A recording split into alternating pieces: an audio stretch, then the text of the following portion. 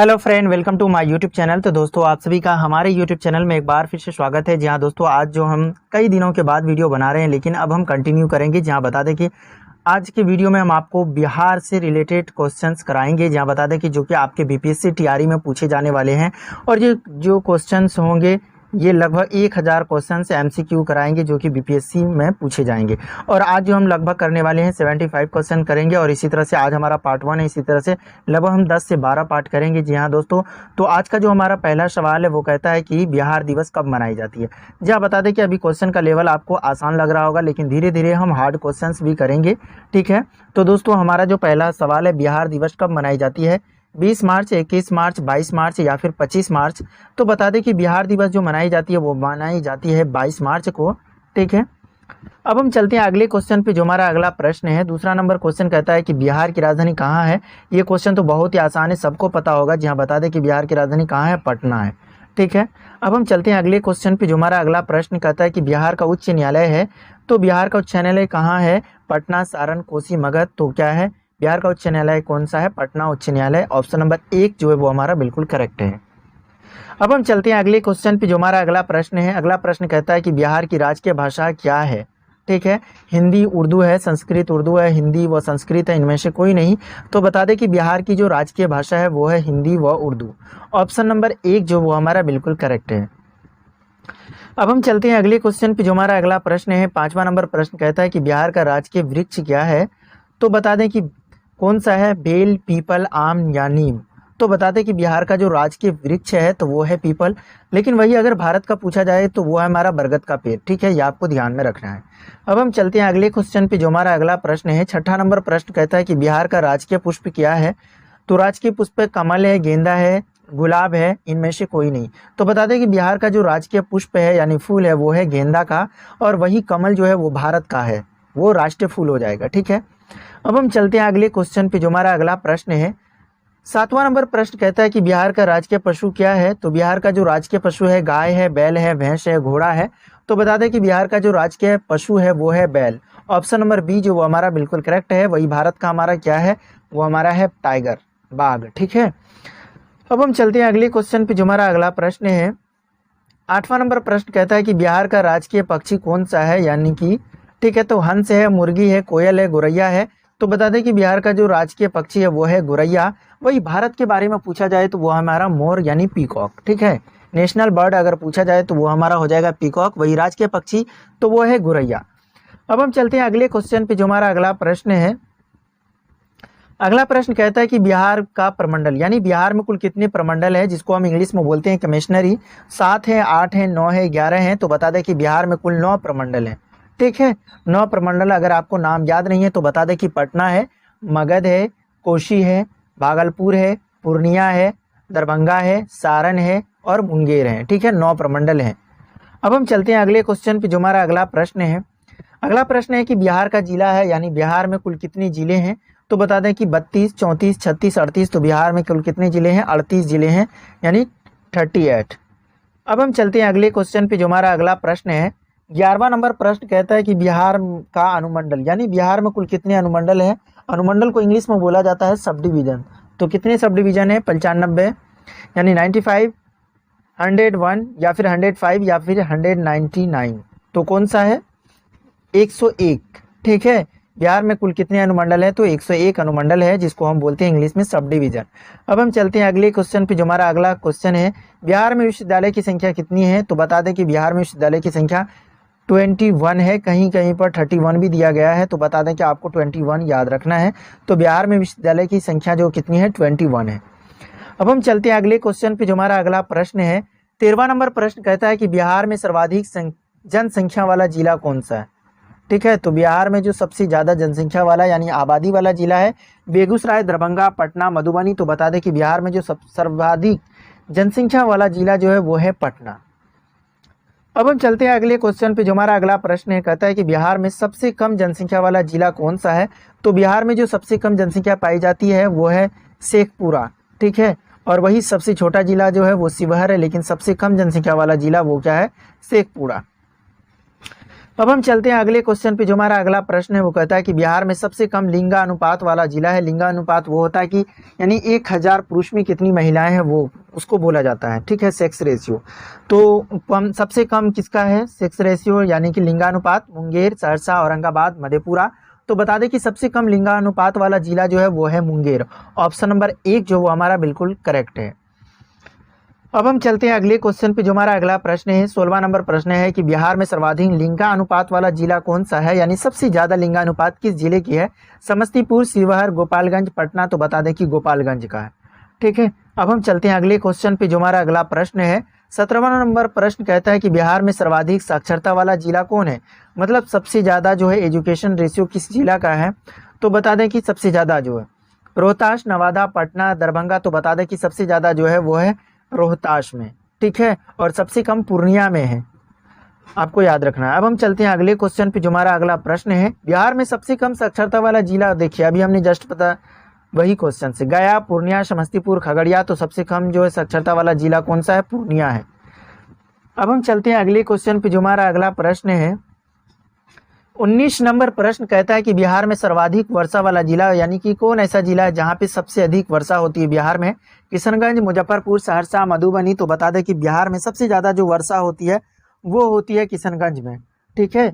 Option number 1 जो वो हमारा बिल्कुल सही है। अब हम चलते हैं अगले क्वेश्चन पे। जो हमारा अगला प्रश्न है, अगला प्रश्न कहता है कि बिहार में सबसे कम वर्षा वाला जिला कौन सा है, यानी कौन ऐसा जिला है जहाँ पे सबसे कम वर्षा होती है? अररिया, औरंगाबाद, भोजपुर, बक्सर। तो बता दें कि सबसे कम वर्षा वाला जिला जो है वो है औरंगाबाद। ऑप्शन नंबर बी जो वो हमारा बिल्कुल करेक्ट है।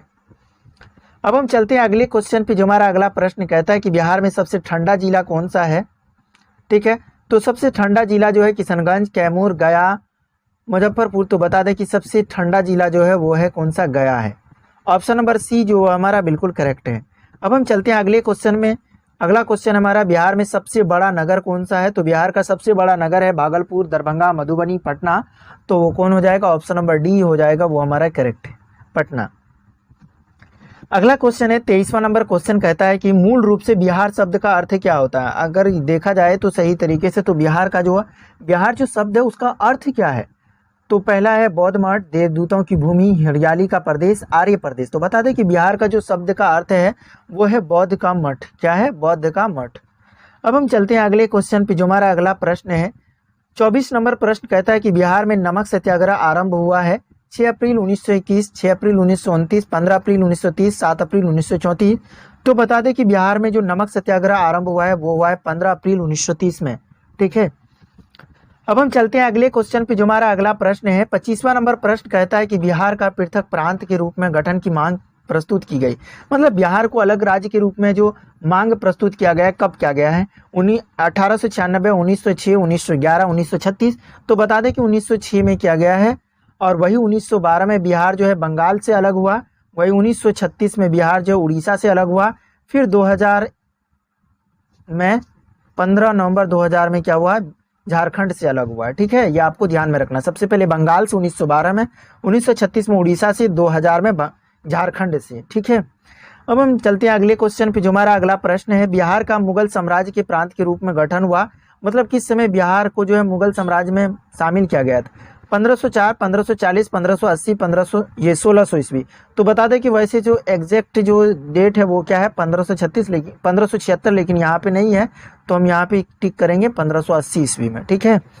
अब हम चलते हैं अगले क्वेश्चन पे। जो हमारा अगला प्रश्न है 27 नंबर प्रश्न कहता है कि बिहार विधानसभा में वर्तमान में कितने सदस्य हैं, यानी कि जो एमएलए की संख्या है बिहार विधानसभा, मेंबर ऑफ लेजिस्लेटिव असेंबली जो है सब कितना है बिहार में? 240, 243, 245, 246। तो बता दें कितना है? 243। वहीं पे बहुमत के लिए कितना सीट चाहिए? 122, ठीक है।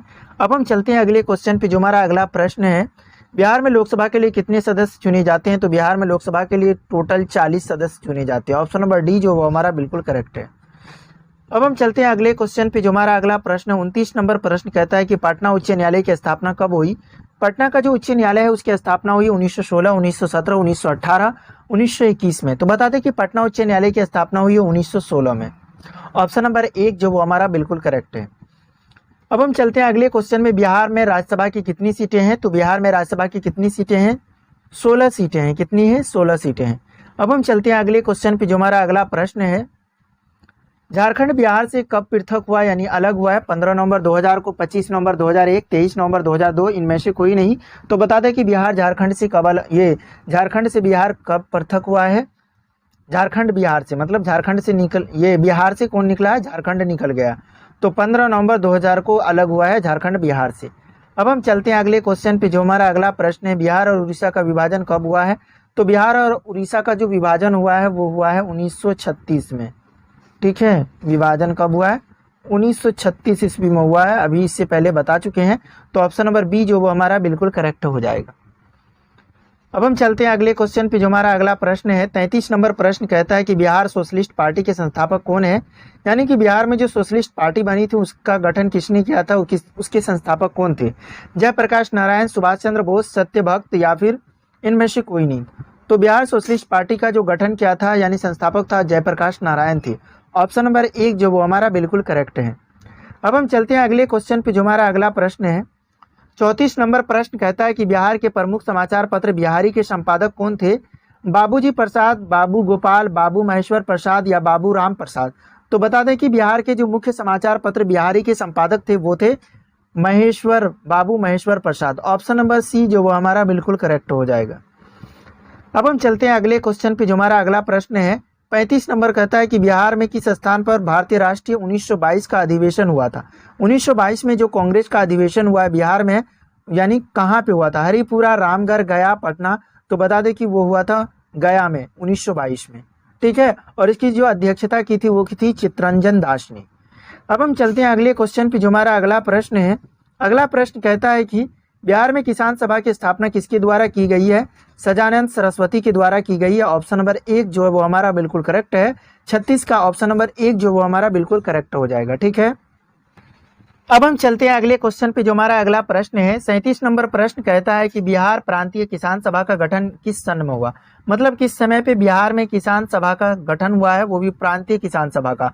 तो वो हुआ है फरवरी 1931, जनवरी 1933, मार्च 1929, अप्रैल 1922। तो बता दें कि बिहार में प्रांतीय किसान सभा का गठन हुआ था मार्च 1929 में। ऑप्शन नंबर सी जो हमारा बिल्कुल करेक्ट है। अब हम चलते हैं अगले क्वेश्चन पे, जो हमारा 38वां नंबर प्रश्न कहता है कि बिहार बंगाल से कब पृथक हुआ यानी अलग हुआ है? तो बिहार जो बंगाल से अलग हुआ 1911, 1912, 1813, 1814। तो बता दें कि बिहार बंगाल से पृथक हुआ है 1912 ईस्वी में। ऑप्शन नंबर बी जो हमारा बिल्कुल करेक्ट है।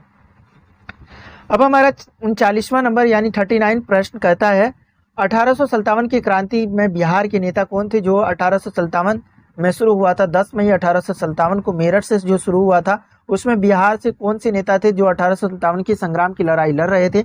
मौलवी अहमदुल्लाह, कुंवर सिंह, तात्या टोपे, इनमें से कोई नहीं? तो बता दें कि कुंवर सिंह होगा ऑप्शन नंबर, जो जगदीशपुर यानी बिहार का जो जगदीशपुर था वहाँ के राजा थे। कहाँ के? जगदीशपुर के।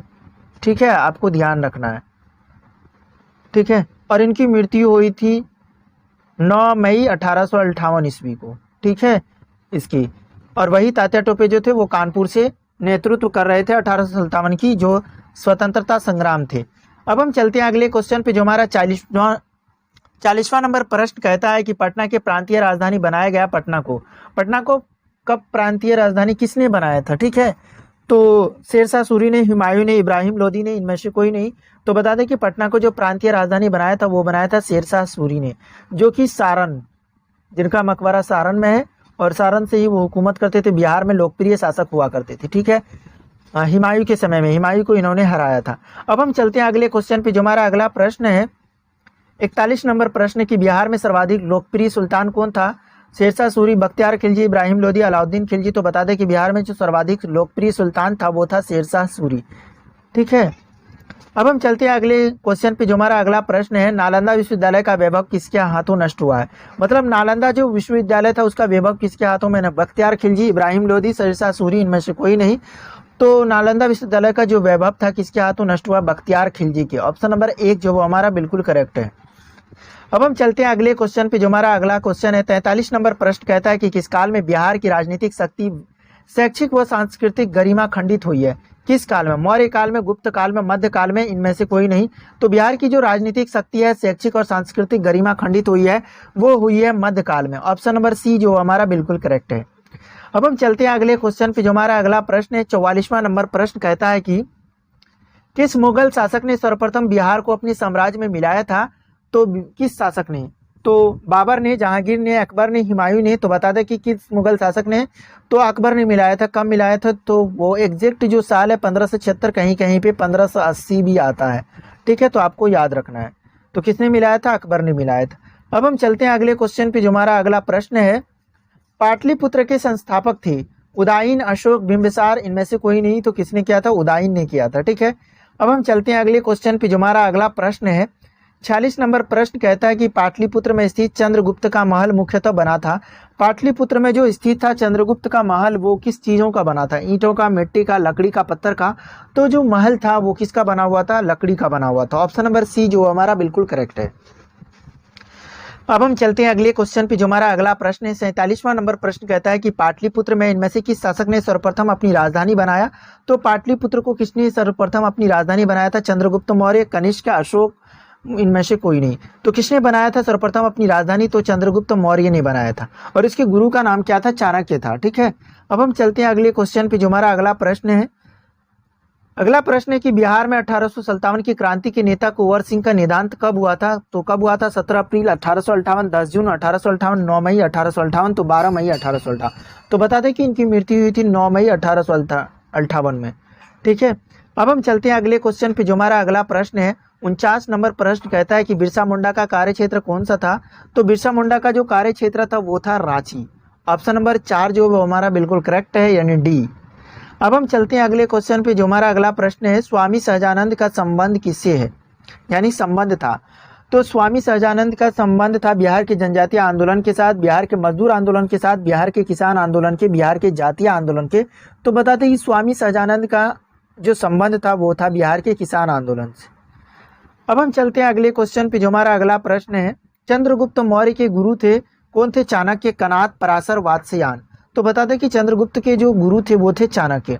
ठीक है, अब हम चलते हैं अगले क्वेश्चन पे, जो हमारा अगला प्रश्न है 52वां नंबर प्रश्न कहता है कि इनमें से कौन बिहार में किसान आंदोलन से जुड़े थे? राजेंद्र प्रसाद, मोतीलाल नेहरू, भगत सिंह, इनमें से कोई नहीं।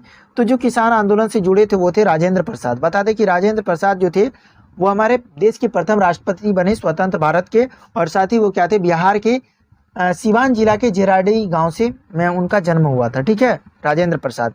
अब हम चलते हैं अगले क्वेश्चन पे, जो हमारा अगला प्रश्न है कांग्रेस सोशलिस्ट पार्टी की पहली बैठक हुई थी दिल्ली, लाहौर, पटना, नासिक में। तो कांग्रेस की जो सोशलिस्ट पार्टी की स्थापना की थी जयप्रकाश नारायण ने की थी, और वो जो और उसको लोकनायक कहा जाता है, वही बाल गंगाधर तिलक को लोकमान्य कहा जाता है। ठीक है, और जो उनकी पहली बैठक हुई थी पटना में। ऑप्शन नंबर सी जो हमारा बिल्कुल करेक्ट है। अब हम चलते हैं अगले क्वेश्चन पे, जो हमारा अगला प्रश्न है श्री नरसिंह नारायण क्या थे? समाजवादी थे, साम्यवादी, अंतरराष्ट्रवादी, राष्ट्रवादी? तो बता दें कि श्री नरसिंह नारायण जो थे वो थे समाजवादी थे। ऑप्शन नंबर 1 जो वो हमारा बिल्कुल करेक्ट हो जाएगा।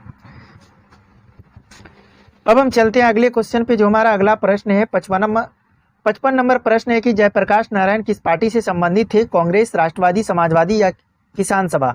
तो जयप्रकाश नारायण जो थे वो कौन सी पार्टी से संबंध रखते थे? Samajwadi party. Option number C जो हमारा बिल्कुल करेक्ट है। अब हम चलते हैं अगले क्वेश्चन पे, जो हमारा अगला क्वेश्चन है रामचंद्र शर्मा किस गांव के थे?